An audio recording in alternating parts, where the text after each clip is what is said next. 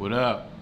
This is the first footage that I'm shooting on the A6400. Let me turn this fan down right. So my homie Noah that came out for the draft weekend, which was the last vlog that we put out, the one that was working us out and looks like he's fucking in the movie 300 if they allowed black people to be in there. Were there black people on the, no one's, dumb fucking question by me. He does a lot of footage and video work obviously, and the quality of those videos were really good. He has this 6400, so I have the 6500, the Sony A6500, which is what I shoot a lot of my stuff with. However, Sony does not make this vlogging friendly. You can't flip this up at all. So that's what the 6400 is for. They made it pretty much exclusively for vloggers, so I could actually see what I'm shooting, whereas for the last like fucking year, I have actually never been able to see myself what I'm shooting. I just hope that I don't look like a huge piece of shit, which is usually the case. So I grabbed the 6400 from him. I'm loving the quality thus far. Now, a lot of the times though, people who don't know cameras don't understand that the lenses are much more important than the actual camera itself. Depending on what you're doing, of course. The 20mm lens that I have on now is what gives it like the blurry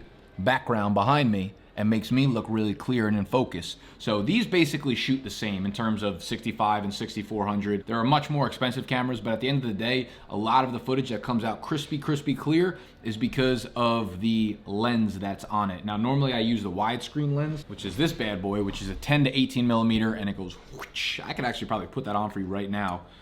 I don't know if you're not supposed to take lenses off while you're shooting, but all right, so this is the one I normally fuck around with, and you can go wide, you can go not wide. I'm in the middle of doing something a little bit weird, and I talk a lot about, you know, breaking through. I have a lot of people, you know, that are trying to break through in the fantasy industry. A lot of times it's kids or anyone just starting a brand, really. And this is for anyone starting a brand. This doesn't have to be just for fantasy football. The way to produce from a business sense in today's world is all about creating content. Creating content that's valuable to your audience. Your audience eventually will like or dislike your content. If it's good enough, they will attach themselves to you, they will become loyal to you, and then eventually, after giving them enough free content, free value to them, they will be able to reciprocate the value back to you by paying you for something, right? You order a product or service or whatever it is, right? And that is the basic business 101 model that we see in 2019. The difficult part is finding the audience, of course. The way the world is set up today is that the audiences are on social media. If you do not have a big following on social media, you will struggle to sell products, especially online. So as somebody, neighborhood's popping right now. So as somebody that has been in the marketing world for professionally, I was in it for about 3 years. Now I've obviously been running my own brand for a couple of years now. In marketing, you always have to stay on top of things, right? And there are platforms that come and they go, some stick around. And if you are the first mover to a platform that sticks around, you are a millionaire. That's just how it works. If you were the first person to start a page on Facebook 10 years ago, your page is probably filled with 5 million people. If you were the first thought to get on Instagram and show your ass, guess what? You have sponsorships that have paid you millions of dollars so far, and so on and so forth, and that's how the cycle goes. First mover advantage is enormous. How to choose where to move on to first? You can't choose. You literally have to just try everything and get on every platform, which is why we're on YouTube, why we're on Instagram, why we're on Facebook, why we're on Twitter, blah, blah, blah, blah, blah, podcasting, etc., etc., etc. You gotta have the audience find you wherever the fuck they wanna find you. It's not about what you wanna do, it's about what they want. So that brings me to my next point. TikTok. Gary Vee has been very vocal about TikTok, but he's getting louder and louder and louder about it. When Gary starts getting loud about something, I listen. TikTok is similar to Vine. There is a lot of short form videos that people put out. Right now, the demographic is very young. It's high school kids. It's even some of the older high school kids probably think they're too cool for TikTok right now. But the audience in there is rapidly growing, bigger and quicker. It's starting to be something that you cannot not take notice of. So the lesson here is, what did TikTok look like when it first started? It looked like little kids using it, and you're like, I would never use this stuff. What did Instagram look like when it first started? It was that. And that's how all these social platforms start. They're all extremely fucking niche. You can't start a platform and have it with 5 billion users from the jump. You start somewhere, and if it's good enough, it eventually expands, right? And if you are someone that's first to platform in your industry, it doesn't matter what fucking industry you're in, all these social cycles are exactly the same, right? They start gaining popularity, And if you get a following on there, the problem with this is, right, a lot of people I tell you guys should hit Twitch. Twitch is a video platform in which you can live stream, right? It's mainly used for live streaming. It started off with gaming as its main priority on there, but it's getting more and more popular for other avenues, and they're opening it up for other people to get into there. And I tell people to start on Twitch because there are not very many video platforms that come out and are a mainstay, right? It was YouTube like 10 years ago. And how many real video platforms have we had that have made an impact? Like not many. And Twitch is clearly there, and Twitch has had an impact on whatever industry you're in, and is going to have an impact on whatever industry you're in. However, the reason I have not moved into Twitch precisely, like the reason I haven't spent a lot of time there, is for that reason, is because you actually have to spend a lot of time there. What I mean by that, look at YouTube, right? My main platform is YouTube. Everything I do on YouTube, I can spin off into other platforms. You could take clips and put them on Instagram. You could take clips, put them on Twitter. Same thing for Facebook, yada, yada, yada. For Twitch, it's built for live streaming. So in order for me to make that move from YouTube to Twitch, or invest my time here instead of here, right? Twitch instead of YouTube, that's what I have to do. At this point, I don't think it is a positive investment for me to put my time in Twitch over YouTube. However, this new platform, TikTok, I literally just posted my first video on there, and it's not an organic video. It's one of the videos, it's like this one that I have on Instagram, and I took it and I put it on TikTok. And I have no idea anything about TikTok. I just uploaded it, and I have no, this could get 0 views and I can get 0 followers from it.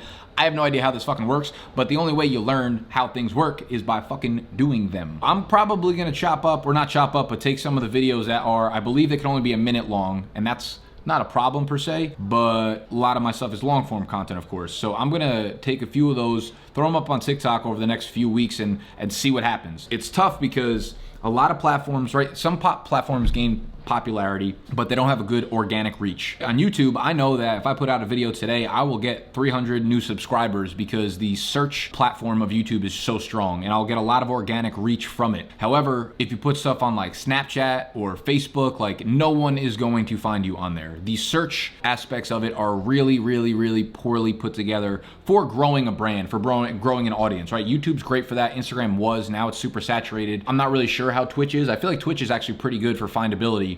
TikTok, we'll see. I know like you use hashtags, you can put hashtags in your videos and stuff, so it's possible that they have very good searchability. And listen, if I'm putting out 100 fantasy football videos and I'm literally the only person doing that, and I put hashtag fantasy football, eventually people are going to search it on the platform and they're gonna find me. I'll have first to movers market advantage, shit like that, right? It's a cycle, because think about like LinkedIn too. Talked a lot about LinkedIn, and I pivoted away from putting videos on there because I haven't done any of the behind the scenes interview videos that I like to do, and those are more business related stuff. I should put these fucking vlogs on there, to be honest with you. It would probably teach a lot of those finance accountant people something about business. Point being, every social media platform goes through a cycle.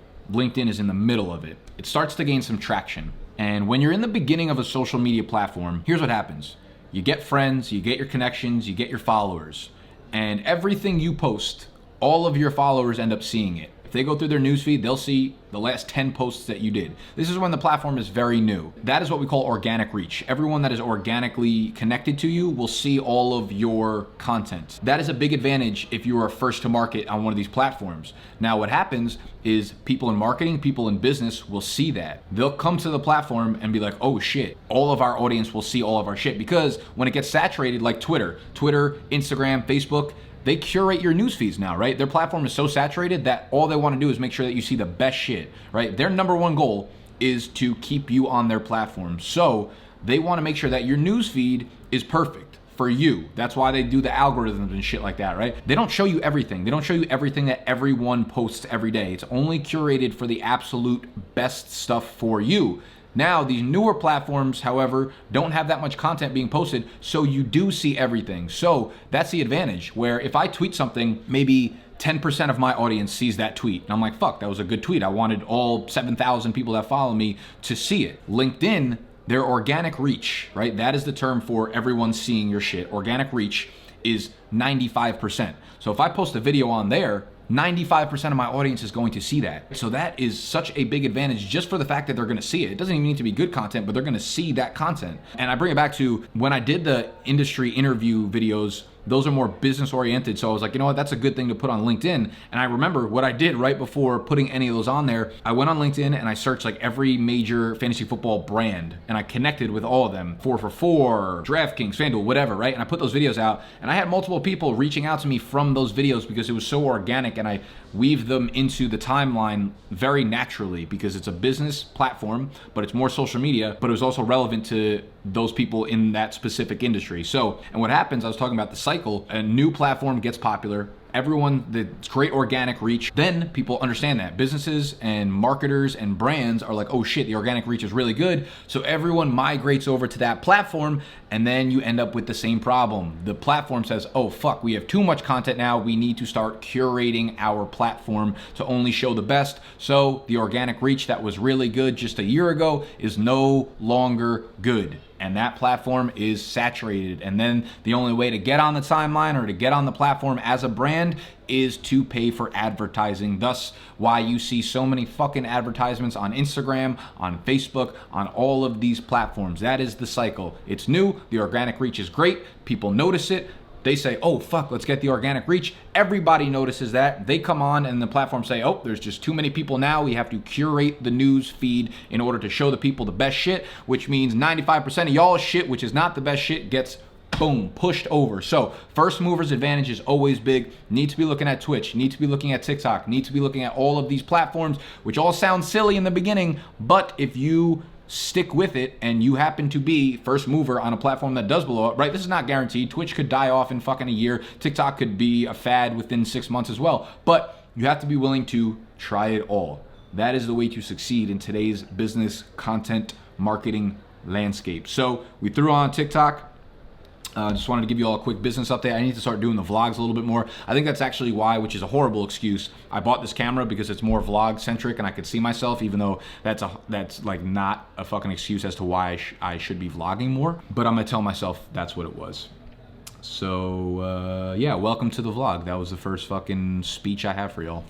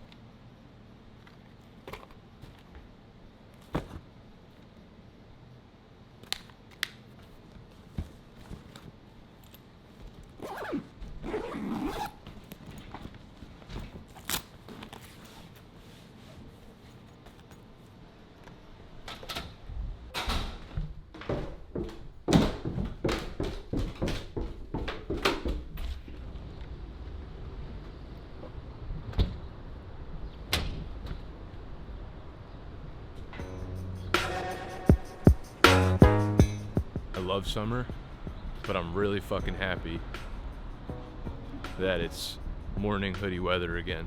Like, who the fuck wants to be sweating at 6 a.m.? We're on our way to Starbucks. It's about 6:30. Gotta get some work done. About to hop on a city bike. It's literally all I do is bike around everywhere. As the kids say, let us get this bread. Do you remember how when you were younger, the summers all lasted forever? Days disappeared into months, into years. Hold that feeling forever. I remember the summer Lil Channel got a hold of his household. The The same summer that widowed Gwyneth Paltrow. Back when I could trust in my dogs like Balto. My family the Sopranos, these niggas is altos. First album, every track could be the outro. Velcro to shell toes, things that we will outgrow. Used to rock South Pole, summers taking the 6 bus to South Show. Never sold out, but now we outsold. That was the summer I learned I love the great outdoors. Here's how it works. Click the home button on your Amazon remote. Select applications and accept. Y'all ever heard of jailbreaking an iPod? Fucking iPod. Jailbreaking a Fire Stick. TV and cable is just very unrealistic, especially living in my first apartment in New York. It's like a couple $100s a month, whereas you could literally get a Fire Stick, jailbreak it, probably illegally. I'm literally setting up evidence right now for the government, but they have all the movies and TV shows and whatever you want to watch. You can get other apps and stuff, like we have Sling TV, and that's how I watch football on Sunday. It comes with the Red Zone. I got a Fire Stick in here. I got a Fire Stick in my room. I got a Fire Stick at home because I go back to New Jersey once a week to film Fade the Public with Snacks and Animal, and I usually stay there overnight, so like my room is just a shell of itself and there's nothing to do there. So I got a Fire Stick for it. Now it is Thursday. The way my week has been going now that the NFL season has started is Monday through Wednesday is an absolute shit show. Monday I spend all day rewatching the games, writing up my waiver wire article. Tuesday I film Trade Targets video at Noah, drive to New Jersey, film Fade the Public with Snacks and Animal. And I think I'm also gonna do a live stream on Tuesday mornings now to promote the waiver wire video and article for Patreon. Now Patreon's like really the only in-season revenue moneymaker that we have going right now, but it's going really well. I think we have almost 250 to 300 Patreons right now. That's like a monthly subscription service. So that had always been a tough point for me, how to monetize throughout the middle of the season, as well as partnering up with a website called Monkey Knife Fight. They're an affiliate partner, and I'm actually editing up the video for them now that comes out on Saturdays. They're an affiliate partner, which means like if people watch the videos and they want to use their platform, they can use my promo code and I get a kickback if they sign up with my promo code. We're making a little bit of money during the in-season, which was something that didn't happen last year. But you always have to improve and grow as a business and as a company, of course.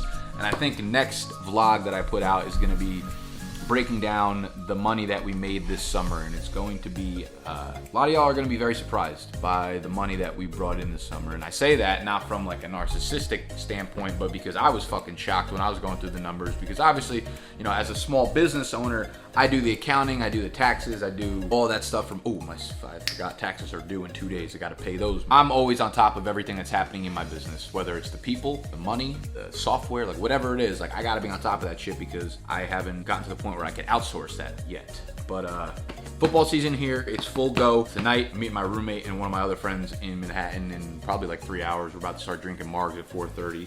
Never a good fucking idea. I'm actually about to, I was looking for a new gym to go to. I go to Blink Fitness right now and it's horrible. It's like $14 a month. And when I first moved here, I was worried about, you know, spending too much money or just expenses being too high because I didn't know how much, you know, I moved here in April and that was before the football season. So I didn't know how much money I was gonna make this summer. Turns out I have enough money to not have to go to a fucking $14 a month gym. And the problem with like Williamsburg and Brooklyn is like it's super fucking hipster. Everyone knows that. It's like a cliche at this point, but it's annoying because everything is so niche. So when I look for new gyms, right, if like where I came from in the suburban area of New Jersey, it's like you can find a Gold's Gym, you can find a 24-hour Fitness, an LA Fitness, Planet Fitness. All those are gyms that have all the amenities. Now in Brooklyn, like if you're looking for new gyms, there's no such things as like regular gyms. There's Pilates studios, yoga studios, cycling classes, HIIT training, fucking all of these things, but you can't get a normal damn gym, and that's what I'm looking for. So I started looking around the area, and I went to an Equinox. This is actually a funny side story.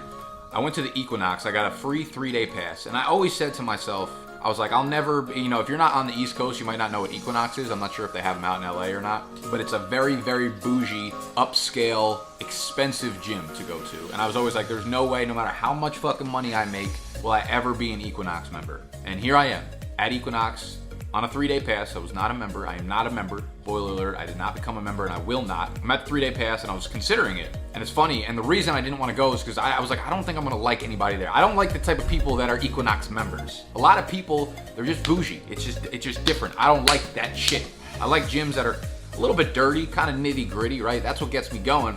Equinox is always clean and like beautiful, and you pay $8,000 a month to go there. So I was like, I'm gonna hate everybody that goes there. So I don't want to be a member there. So I'm working out there during the 3-day pass, and I'm kind of working out next to a dude that's, you know, maybe 5 feet away from me. He's doing like deadlifts, And he comes over to me, I have my headphones in, and I thought he was gonna be like, yo, do you mind like moving over a little bit? I would have been like, yeah, sure, no problem, whatever. But then he's like still kind of standing next to me. I didn't actually hear what he said. So I took my headphones off and I was like, what's up? And he was like, yo, are you Nick? And I realized that he had recognized me from YouTube. So my first reaction, the first thing that came out of my mouth was, are you fucking kidding me? Because this is the first person, obviously like my audience isn't huge, it's 30,000 people. Spread that out through like a global fucking audience because there's people all over the world watching my stuff, right? Because that's just how the internet fucking works. The chances that someone in a small ass audience of 30,000 people saw me, you know, lives in Williamsburg, saw me, he actually lives right around the corner from me. I'm probably gonna grab drinks with him in like a week or two. He came over and he was like, yo, are you Nick? I was literally, this was right before the NFL season kicked off. He was like, I was just like binge watching all your mock draft videos last night. He was like, I thought I recognized you, you know, with the glasses and whatever. And I was like, holy shit. That was the first person that's ever recognized me in person. That like, you know, it was just a, it was weird. It was, I don't want to say a surreal feeling, but it was like, I don't know. It was fucking weird. It was weird. That's the only way I can explain it, which is why my reaction, I don't know why I thought this was an appropriate response to him asking if I was Nick, me just being like, are you fucking kidding me? Like, that's not a normal human response. I need to stop doing shit like that. But it like took me back and I was like, holy shit. Like thinking about where I started from, which was nothing. I literally just hit record on a fucking camera 3-4 years ago. And now I have someone in real life, like in the real world, out in the fucking wild, recognizing me was just crazy. The ironic part is just that it happened at Equinox. The first person that ever recognized me in real life was at Equinox. I was always like, I would never become an Equinox member because I would probably hate all the people there. The guy was really, really fucking nice though. So if he ends up watching this, I swear I'm not shitting on you. You're a great dude. We'll grab a drink in a week, I promise. But I don't know. It was just me being stupid and it's just kind of just a funny story how it worked out. But it was weird because I was walking down the street after Equinox, right? And I walked by this building and it doesn't say fucking anything on it except for the word ghost. It says ghost, right? It looks pretty cool. I'm intrigued. And this is like 2 blocks away from my apartment. And it lists a website. It says ghostbrooklyn.com. So I go to it and it's this luxury gym that they're opening up. It's like a lifestyle gym. So it's got all the gym amenities, but it's also for people that want to work there, that want to eat there or whatever. And I'm like, oh, this is kind of perfect for me. What are the chances that while I was in the middle of looking for a gym, I just walked by a building that has this website on it? So it's actually like a very exclusive gym that hasn't opened up yet. The grand opening is in 2 weeks. And there are a couple gyms in New York City that are extremely exclusive. Like you can't just sign up and be a member. You actually have to go through like an interview process to where a lot of like celebrities and stuff work out. And it's like a very exclusive lifestyle gym. And that's what this place is trying to go for. So I put in an application just to see what it was about because they don't have a lot of information online. And I actually just got an email back a couple minutes ago. Now I have to go in for an in-person interview for the gym, which is crazy, right? And that probably sounds worse than like Equinox. Like, do I want to be a part of that? But from what I see, it offers a lot of cool amenities and it's a good place for someone like me who works from home and I can get out and I could work there and also, you know, go to the gym and relax and go to the spa there. It's very expensive, obviously, but based off the money I made this summer and what it looks like my projections for the rest of the year, I'm very much okay investing that money into like myself, one, because that would be a lifestyle thing, but I could also afford to spend a little bit of money now. I'm not ashamed to say that. So I'm going in for that interview in a couple hours. I'll keep you posted on how that goes. Maybe they'll let me film a little bit in there. I think they will because I think they want like influencers as members so that they can kind of like use that as a marketing strategy for them, which is actually very smart. So if they let me film, I will bring y'all along. I'm getting dressed. I'm getting ready. I've become one of those people that just likes to wear black on black on black. And I realized, like, I legitimately wear the same exact fucking thing every day. It's a plain t-shirt, and for the most part, it's these Uniqlo t-shirts. I forgot the exact style, but they have like a weird tough feel to them. And I have, no joke, like, look, that's 1, 2. I have like 3 pink ones, 3 white one, maroon, J. Crew, fucking 10 black ones. 1, 2, 3, 4, 5, 6. I'm wearing one right now. My wardrobe on the regular is extremely plain. It's literally skate high Vans, always white, jeans, and a plain shirt. I think it just looks good. I feel like the more you're doing with your outfit, the less you're doing in reality.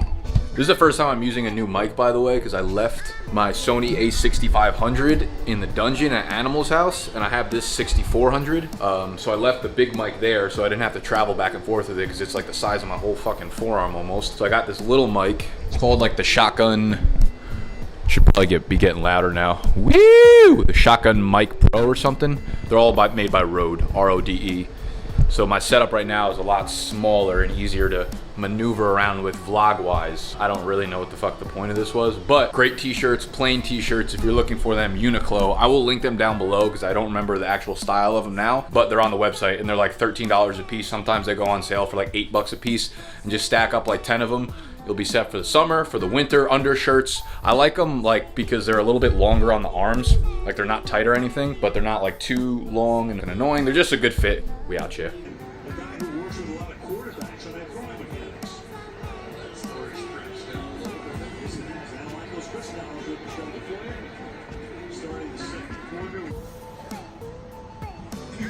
Right now it's Monday, and Monday means waiver wire article, which is the fucking bane of my existence. Every Monday for Patreon, we write up top waiver wire articles, which I release on Tuesday. It's literally what I do all day Monday. This is it so far.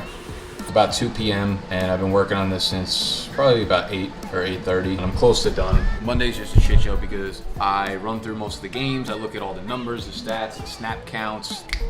I don't know, I listen to a bunch of podcasts and I rewatch a bunch of the games. I think I already said that like 4 fucking times. But Monday's really crazy because I also have to prep for a few of the videos that we film tomorrow. So what I want to do is finish this article up and hopefully finish this vlog up. So maybe this is the last clip you're gonna see in the vlog. If you enjoyed the vlog, this is what they are like, and hopefully I can put these out, you know, weekly, if not bi-weekly, if not weekly, going forward, following everything behind the brand and all the business moves that we're making over here at the HQ. So I think that's gonna wrap up this vlog. If you enjoyed, make sure you hit that thumbs up button. Drop a comment down below if you got any questions, and that's it. I'll see you all in the next vlog.